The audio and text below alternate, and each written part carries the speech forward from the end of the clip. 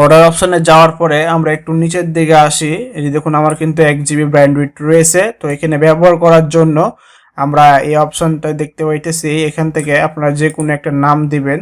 আমরা একটা নাম দেওয়ার পরে এখানে স্ট্রাকি নাকি রোটেটিং হলে কত মিনিট পর পর রোটেট করবেন এটা আপনি দিতে পারবেন। আর স্ট্রাকি যদি হয় আপনার প্রক্সিটা একটাই প্রক্সি থাকবে, আপনার এটা চেঞ্জ হবে না লোকেশন। তো রোটেটিং আমি করে দিব, আমি 5 মিনিট পর পর নেব। নেওয়ার পরে এখানে ইউজার নেম আর পাসওয়ার্ড সিস্টেমে আপনি নিতে চান নাকি আইপি সিস্টেমে নিতে চান এটা আপনি ফর্ম পূরণ করে দেবেন। এখানে আমি কান্ট্রি সিলেক্ট করছি, ঠিক আছে। কান্ট্রি আপনি যে কোনো কান্ট্রি নিতে পারবেন, অনেক কান্ট্রি কিন্তু রয়েছে এখানে। আপনাদের যেটা পছন্দ আপনার সেটা আপনি নিয়ে আপনি কাজ করতে পারবেন। এখান থেকে আমি কানাডা নিলাম, ঠিক আছে। আপনার রিজিয়ন দিতে পারবেন, তারপর আইএসপি কোনটা নিতে চান সেটা দিতে পারবেন, সিটি দিতে পারবেন, কয়টা পোর্ট নিতে চান সেটাও দিতে পারবেন। হ্যাঁ, কি আউটপুট আপনার কোন ফাইল নিতে চান এটাও নিতে পারবেন। আমি টিএক্সটি রেখে দিলাম। রেখে দেওয়ার পর এখানে ক্রিয়েট আমরা ক্লিক করে দিব। দেখুন আমাদের সামনে কিন্তু একটা ফাইল রেডি হয়ে গেছে, প্রক্সি রেডি হয়ে গেছে। এই যে দেখুন এস লিখে আমি দিছিলাম। এই যে দেখুন আমাদের সামনে কিন্তু রেডি হয়ে গেছে। তো এবার আমরা ফাইলটা আমরা এখানে ক্লিক করব। ফাইলটা ওপেন করলে আমাদের সামনে কিন্তু ডাউনলোড হয়ে গেছে। আমরা ফাইলটা এবার এখান থেকে ওপেন করব। ওপেন করলেই কিন্তু আমাদের সামনে কিন্তু প্রক্সি তারা দিয়ে দিয়েছে। হ্যাঁ, তো এটা আপনাদেরকে বুঝতে হবে কোনটা হোস্ট, কোনটা পোর্ট, কোনটা ইউজার, কোনটা পাসওয়ার্ড, ঠিক আছে।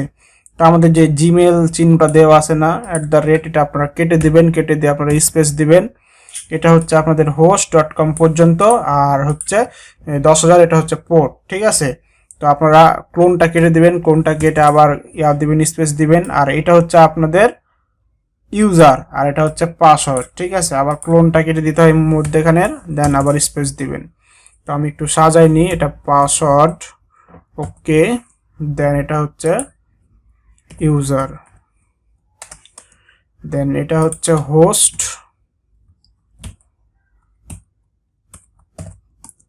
আর এটা হচ্ছে পোর্ট, ওকে। এবার আমরা প্রক্সি সেটআপ করব, ঠিক আছে। তো যে কোনো ব্রাউজারে আপনি সেটআপ করতে পারবেন। তো আমি এগুলা সবগুলাই কপি করলাম, host, port, user and password. আমি একটা ব্রাউজারে চলে যাব আপনাদেরকে দেখানোর জন্য প্রক্সিটা ঠিক আছে নাকি, বের করা ঠিক হলো নাকি। এখান থেকে একটা নিউ প্রোফাইল নিয়ে নিব। এখানে আপনি যে কোনো নাম দিতে পারবেন। নাম দেওয়ার পর প্রক্সিতে ক্লিক করবেন। এখান থেকে আপনারা HTTP সিলেক্ট করে দিবেন। সিলেক্ট করে দেওয়ার পরে আপনারা একটু নিচের দিকে আসেন। এখানে আপনাদের যে হোস্ট ছিল ওইটা হোস্টটা বসাই দিবেন।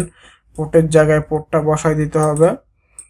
বসিয়ে দেওয়ার পরে এবার ইউজারের জায়গায় ইউজার, ওকে। দেন পাসওয়ার্ড, সর্বশেষ পাসওয়ার্ডটা আমরা বসিয়ে দেওয়ার পর আমরা চেক প্রক্সিতে ক্লিক করব।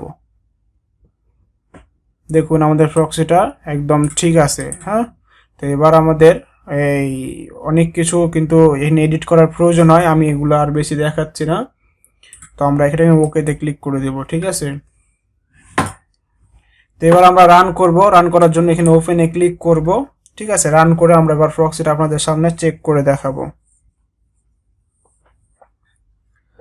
ওকে, এবার আমরা দেখতে পাইতেছি যে এখানে কানাডা আমাদের সামনে শো করছে। তারপরে আমরা ওয়াইড ডট লিখে একবার পুরো প্রক্সিটা চেক করে দেখাবো। খুব হাই কোয়ালিটির প্রক্সি, আপনারা জানেন। হ্যাঁ, এগুলা প্রক্সি ব্যবহার করে কিন্তু আপনারা যে কোনো ধরনের কাজ করতে পারবেন। এই প্রক্সিটা আমি রোটেটিং প্রক্সি নিয়েছি, 5 মিনিট পর পর চেঞ্জ হবে।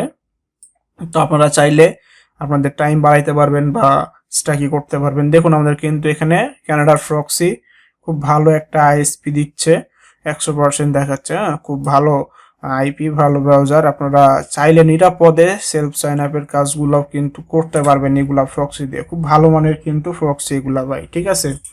তো আশা করি ভিডিওটা আপনাদের উপকারে আসবে। আপনারা চেষ্টা করবেন আমাদের কাছ থেকে প্রক্সি নেওয়ার। হ্যাঁ, ধন্যবাদ সবাইকে।